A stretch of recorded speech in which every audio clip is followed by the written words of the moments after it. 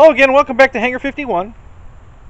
Today we're going to have a little special show for you today. I'm going to show you how I converted this 14x6 enclosed trailer into an airplane hauler to safely haul at least 12 airplanes in the rack and probably another 4 to 6 on the floor and hanging from the ceiling. So let me show you what I've done. Let's take a walk. Okay, so here we are at the back of the trailer, and let me open it. It's got what they call a ramp door. So let's open the door, and here is my airplane rack inside the trailer that will hold 12 airplanes, although I only have 11 in it at the moment because there's a biplane in here. So starting at the bottom, we've got a Carbon Z T-28. That's a 2-meter airplane, so that's why it's in here at a diagonal, because it won't fit 6 feet across straight in, so I had to put it in at a slight diagonal. Now I had my Cessna 150, which is a 2100 millimeter, and it fit also. So the biggest thing I have is 2100 millimeters, and it will fit in the trailer. So anything below that will fit in this trailer. So right above that, inverted, and I'll explain that in a second, is my Viper jet, which is a 1450 millimeter wingspan. And do you see how big the tail is? You see how far down the tail goes? If those two tails are kind of passing each other to take up less space. If I had put that plane in right side up, as a matter of fact, if I had put all the planes in here right side up, I would have only gotten 4 planes in the rack. So this idea works out much better. Normally that spot where the jet is was probably where my P40, my 2000 millimeter P40 would go. That's what it's designed for anyway. But for this demonstration, I've got the Viper there. The next one up is the 1700 FMS P51, not the 1450 or the 1500 Horizon. This is actually the big one, the 1700 P51 from FMS. So that's in the next rack up. And then the next set of would be this set here, is where a plane would go in inverted if I was putting just a straight airplane in here. But since we're putting a biplane in here, it takes up 2 spots. Now that's the 1400 Pitts from FMS. That's a big airplane, guys. I gotta tell you, that is one big airplane. So that's what's in the rack. Next up is the 1400 Pitts from FMS, and then last but not least, on the top is the big. I think it's a 2000 millimeter. That's the Flight Test E-Flight Night Radiant, and that's in the top rack inverted. Now I could have put any airplane up there. I just trying to get some variety here. So I got the glider, I got a biplane, a warbird, a jet, and another warbird. Now let's go around to the other side. We'll go in the side door because we got 6 more planes up front here, and these are the jet. This is mostly the jet rack, although it will handle other planes as well. So on the bottom, we've got my 90 millimeter Yak 150. I'm sorry, Yak 130. That's the 90 millimeter ready to fly Yak. And then the next one up is where the Viper would have normally gone because of that big tall tail. You see how tall the tail is on the Yak. So I've got the 2 tall tails countering each other, but for this demonstration I moved it over there. I've got my 90 millimeter BAE Goshawk. That's the free wing one. Above that is the FMS 80 millimeter BAE Hawk. Above that is the ever-loving E-Flight Havoc. inverted again, so the tails pass through each other. And then above that is the E-flite F4 Phantom, and on top inverted is the FMS Futura with my custom carbon fiber paint scheme on it. So the rack holds 12 planes. Because I put a biplane in here, we only got 11 in the rack. But that's so, you know, now where am I going to put the rest of the planes? Okay, so anything I have, say like my RV8 that the wings come off of so easily, the RV8 is going to be parked on the floor here on its nose with the wings off, and the fuselage will stand up against this wall, and I'll just secure it to the wall somehow. Not a bungee cord. I'm thinking more like a shovel or broom rack to hold the tail, not to hang from the tail, but just to hold the tail in place. The weight of the plane will sit on its nose on a pool noodle that will absorb the shock and cushion the spinner. And then next to it might be another plane standing on its nose. And then over here there's room for in the back there, between the tail and the fuselage of the T-28, is room for another plane standing on its nose with the wings off.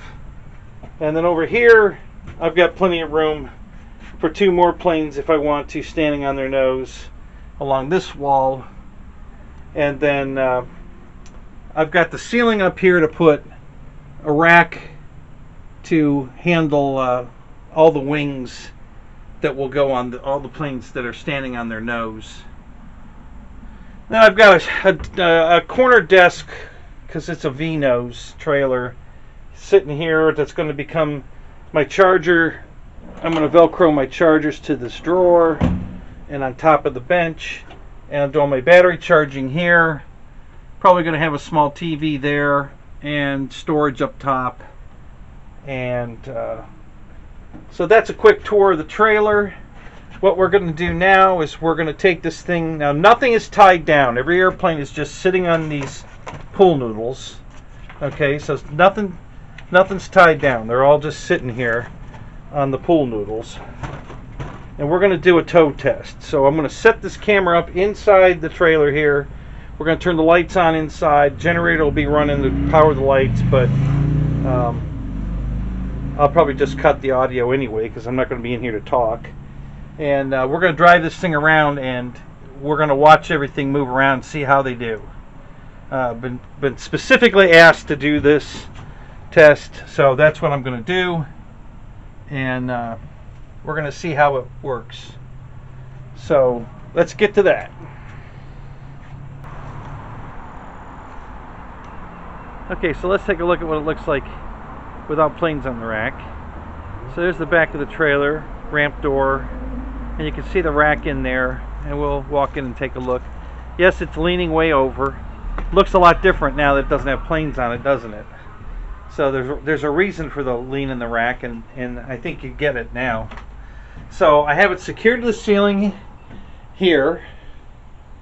Okay, there's a screw through it here into this rib, and then the far one over there, same thing.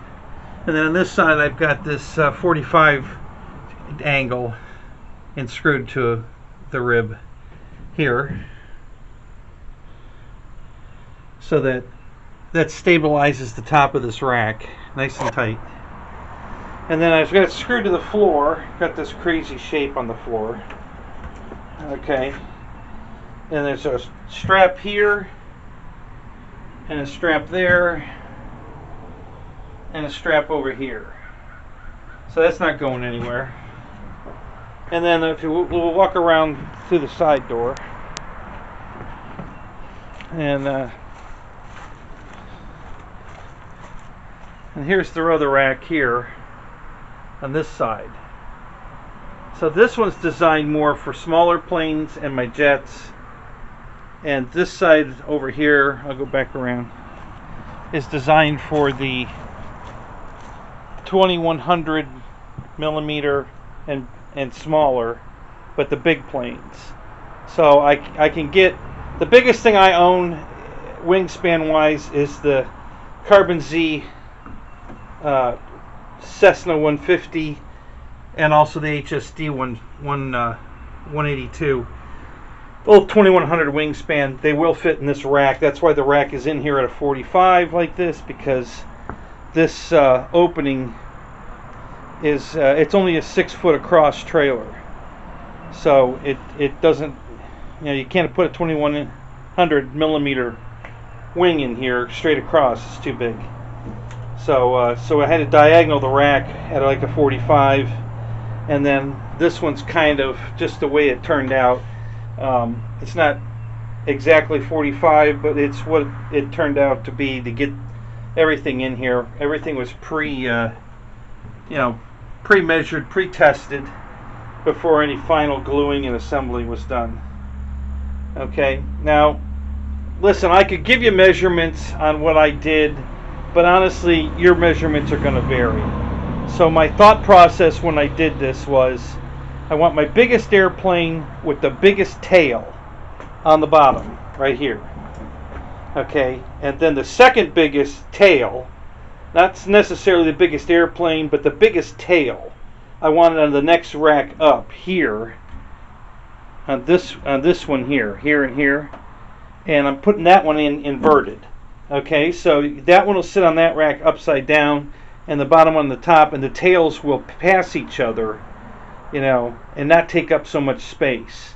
And then the same thing, that's why this one's, you know, a big opening here and a tight opening here. Same thing, we're going to put a plane in upside down here, right side up here, and the tails will, you know, cross each other. And then the last one's the top rack, same thing. And I did the same thing on the jet size, but the measurements were smaller, except for the tails. I think the biggest tails were on the jets. My Yak 130 and my Hobby, my Taft Hobby Viper have the tallest tails of anything I own. So that's why such a big opening down here on this one here is because I put the Yak 130 on the bottom and the Taft Viper inverted on the next one up, and then that's a pretty narrow opening, and then right side up is the next plane up. Okay, so materials. All right, this is all 3/4 inch PVC. If you buy, so I figured something out just now. If you buy the electrical PVC, it's the same size pipe, but they call it 1/2 inch because they're measuring the inside diameter, which is a 1/2 inch, and this is outside diameter 3/4 inch. So if you buy 1/2 inch grade PVC, it's the same size pipe. All these connectors will work with it, and the difference there too also is that the gray PVC is beveled at one end. It's already, you know, exploded out so that you can slide the next pipe into it without using a union. They auto union together because one end's already flared. So if you want to use the electrical PVC, it used to be cheaper than the white stuff, so I used to make all my racks out of that, but now that it's more expensive than this, I went back to the white. But so that's the difference. I was thinking this was 1/2 inch because the other stuff was 1/2 inch, but no, this is 3/4 inch PVC white, and then if you buy the electrical gray, it's going to be 1/2 inch PVC because they're measuring it on the inside, not the outside. Now, as far as my cushions, a lot of guys have said use the pipe insulation. I have used that in the past, and that's what this is here. Okay, and that works fine, except when you leave a plane on the rack for extended periods of time. This stuff will collapse right down flat onto the PVC, and it kind of forgets, you know, there's no more cushion at that point. So this pull noodle that you can get at the dollar store for $1, and I've got green and orange pool noodles. Now make sure you buy them that they have the big hole in them, not the little hole. Okay, I went to one store and they had pool noodles, but the hole in the center was too small. And I don't have any way of drilling that out in lengths of 18 inches. So I just went to a different store. I got these at Dollar General. They still had the big hole noodles for $1. It's a 4-foot noodle for $1. So that's three 15 inchers. You know, you can cut it in thirds and you have 15 inch, which is what all of these pipes are 15 inches. The wing saddles, except the bottom one. The bottom two are bigger. I think they're 18 inches. But again, you guys are going to have to measure what you need for your airplanes, not what I use for mine. Okay, I custom fit this for not exactly specific airplanes, but with specific airplanes in mind, to get the distances I've got. And so measure out your planes. My suggestion is get your biggest airplanes with the biggest tail first. The biggest tail is more important than the biggest airplane. And then get the next biggest. And make sure that those two planes are going to be on top of each other, one inverted over the other, so that you don't waste a lot of space with tail height. If I had put all the planes in this rack straight up, I would only got 4 planes in the rack, not 6. So per side. So instead of this holding 8, it holds 12. So I put 12 airplanes in here. You've already seen them in here, and that's the whole reason for the right side up, upside down, is to save space, get more planes in there. Now sometimes you're going to end up having to pull a plane above one to get it out because there won't be enough room. Listen, you got it to the field. That's the important thing. If you have to unload all the planes out of the rack to get to one, so what? You know, you were able to get them to the field safely. You know, so you know, if you have to spend a little time unloading, you know, so be it. That's a fair trade-off for me. I don't know what your feelings are on that, but if I can get 12 airplanes to the field safely, and the trade-off is I have to unload 2 or 3 planes above the one I really want to get out to get to it, I'm okay with that. Okay, so that's it for this segment. Be right back. Okay guys, here we go. Gonna tow it around, keep the camera on, see what you guys think. So here we go.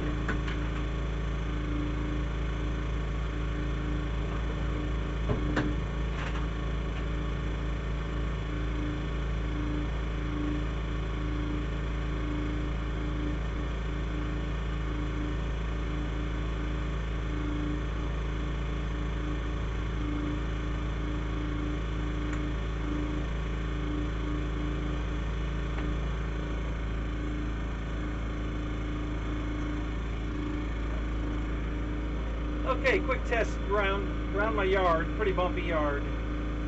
Everything looks good. I don't see anything that's moved significantly at all.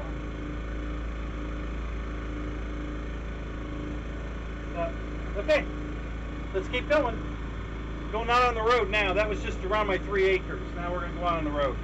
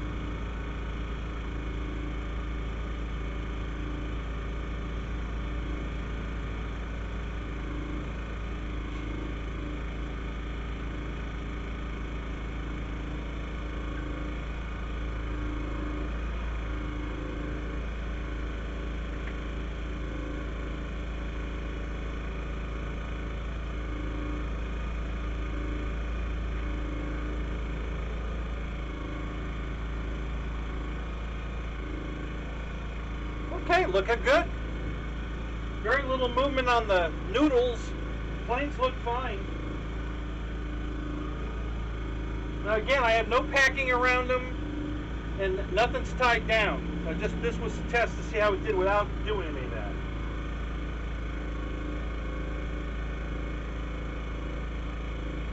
All right, so we've gone 3 miles down the road, hitting about 60. So we'll go 3 miles back to the house now, and we'll finish it up.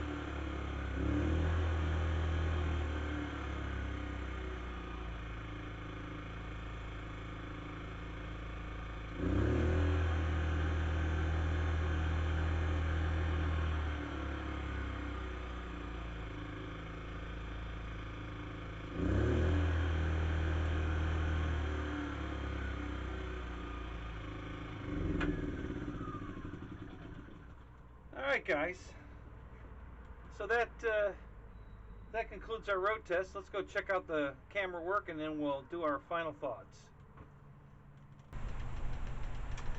Okay guys, so that was the test of the trailer with camera inside while we're driving. Just to be clear, you know, you guys wanted a test, so I gave you a full test. I actually pulled it behind a car that has a bad tire on it. The right rear tire on this particular car has a belt separation in the tire. So all that shaking vibration going down the road was deliberate, okay? You know, I wanted to see if the planes were going to fall out of the rack or not, as did you, and I think that pretty much covered it. The rack's pretty damn stable. I hit some bumps here and there deliberately to make the rack move. The tire shaking to make it, you know, try to make it, if it's going to fail, I wanted it to fail now, not on my way to, say, jet jam. So so it was a good test, and I hope you're happy with the results. I know I am. Nothing. The only plane that moved at all was the I think it was the F4 slid forward, which is by design. That's why the racks are leaned in, so that if they start moving at all, they're going to move forward, not out of the rack. And the F4 slid forward just enough for that little antenna that sticks out of the front of the vertical fin to get hung on the elevator of the FMS Futura sitting above it. Didn't really do any damage. You know, it just kind of, you know, scuffed the paint a tiny bit where the antenna locked into the elevator, but no big deal, and easy fix. So, you know, if you want to keep the planes from moving around too much, you know, you can tape a piece of bubble wrap to planes between them so that they can't hit each other. Some foam, tape some foam on the airplane. There's a lot of little things you can do to you know, cushion them from each other, but they're really not touching each other. On a hard bump, sometimes they collided, but no damage. The plane, the whole thing did great. I was very happy with it. Securing it to the ceiling made a huge difference. So so that's it, guys. I'll have some of the I'll have links below to some of the supplies I used and where I got them. There might not be links as so, you know, as such, but like the pool noodles came from Dollar General, not Family Dollar or Dollar Tree. I did go to Dollar Tree, but the pool noodles they had had a very tiny hole in them. There's no way I could get them over the pipe. So I went over to Dollar General, and they had the ones with the big holes in it, which fit over the pipe perfectly. So so that's where I got that. I got all the pipe. You can get that from anywhere, but I got it at Home Depot, Lowe's. I think even Walmart sells the stuff. So you know, all the pipe and the connectors. I bought everything in the contractor packs. It's a little cheaper that way. Home Depot has them in these plastic bins, and there's 20 to 35 per bin. And when you buy them that way, the price goes down a little bit from the per piece if you buy them onesies and twosies. So after 20 pieces, if you save, you know, 20 cents on 20 pieces, that's $4. So it adds up. Just the glue, a couple screws.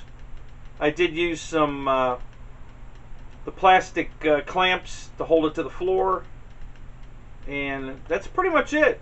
You know, that's everything, guys. So so listen, comments at the bottom. Let me know what you think. If you want to follow up, I'll be happy to. I'll probably now that I can do it, although I don't think the camera will last the entire trip to the field. I might, when I hook it to the station wagon, I got my harness. It actually came today. So the harness for the wagon is here. The hitch is already on the car. That came a few days ago, and I already put that on. So I just have to plug in the harness, and we're ready to tow it with the wagon. And of course, I'll still carry airplanes in the wagon too. So I should be able to get to the field with 20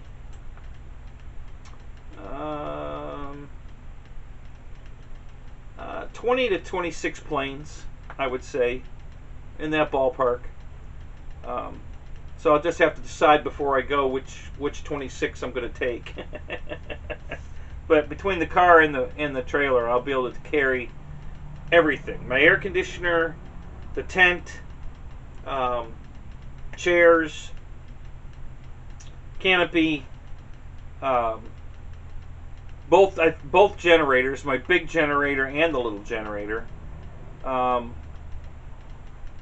Yeah, I'll be able to get all that stuff in the car now, no problem. So this is working out pretty good. I got a few more things to do to the trailer. I talked about Velcroing all my chargers down. I'm going to do that. Just little stuff like that, more convenient stuff, just to make things more convenient. And I'll keep you posted as I go. But for now, there's my pipe rack and in the trailer, and you saw it go down the road. So I hope that was convincing to whatever. I hope that answered all your questions. And if it didn't, comments at the bottom. I'll try to answer anything else you guys have. Alright guys, thanks for watching. Like me here on YouTube, like me on Facebook, and we'll catch you on the next video. Talk to you later. Bye-bye.